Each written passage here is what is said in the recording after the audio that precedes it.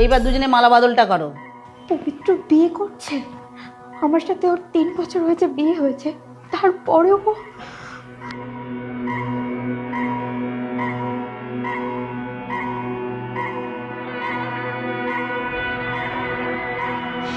বাহ, খুব সুন্দর হয়েছে।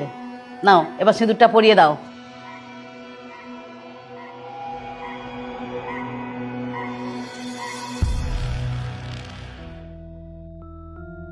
আজ থেকে তোমরা স্বামী স্ত্রী।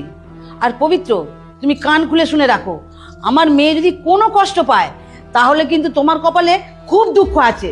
আর ওই ফটোটা আমি তোমার আগের বউয়ের কাছে পাঠিয়ে দেব, কথাটা মনে থাকে যেন।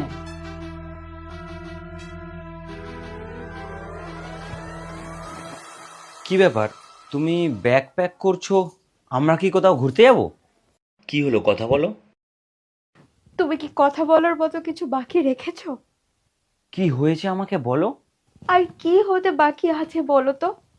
আমাদের 2 বছর হয়েছে বিয়ে হয়েছে, তোমার বাড়িতে বউ থাকা সত্ত্বেও তুমি একটা অন্য মেয়েকে বিয়ে করতে পারলে?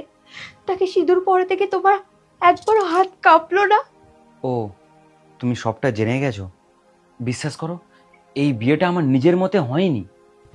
ও আচ্ছা, আমি নিজের চোখে যেটা দেখেছি সেটাকেও তুমি ভুল প্রমাণিত করবে? সেই জন্যই তো আমি ভিডিও করে রেখেছি, দেখো। আমি মানছি তুমি যেটা দেখেছো সেটা সত্যি, কিন্তু বিশ্বাস করো, এই বিয়েতে আমার একটুও মত ছিল না। পবিত্র, তুমি আমাকে একবার বলতে পারতে যে তুমি অন্য কাউকে ভালোবাসো? এইভাবে আমার মনে আঘাত দেওয়াটা তোমার একদমই উচিত হয়নি। তুমি তো জানো আমি তোমার জন্য কি না করিনি। তারপরেও যাই হোক, তোমার বাড়িতে আমি ডিভোর্স পেপার পাঠিয়ে দেবো। পায়েল, তুমি আমার কথা একবার শোনো। ওরা দুজনে আমাকে ব্ল্যাকমেল করেছে, সেই জন্য আমি এই বিয়েটা করতে বাধ্য হয়েছি। স্যার, আমার ফাইলটা একটু দেখুন না। হ্যাঁ, দিন।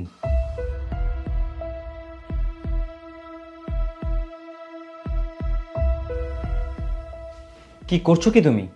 তোমাকে আমি কতবার বলেছি আমি বিবাহিত, আর তুমি যে এইরকম করছো, এরকম করে কখনো প্রমোশন পাওয়া যায় না।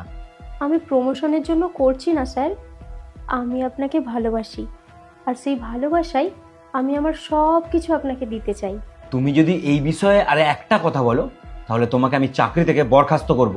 আমি তো সেটাই চাইছি স্যার, এই চাকরিটা ছেড়ে দিয়ে আমি আপনার ঘরের বইয়ের চাকরিটা চাইছি। আমি জানি আপনি বিবাহিত, কিন্তু তাতে আমার কোনো অসুবিধা নেই।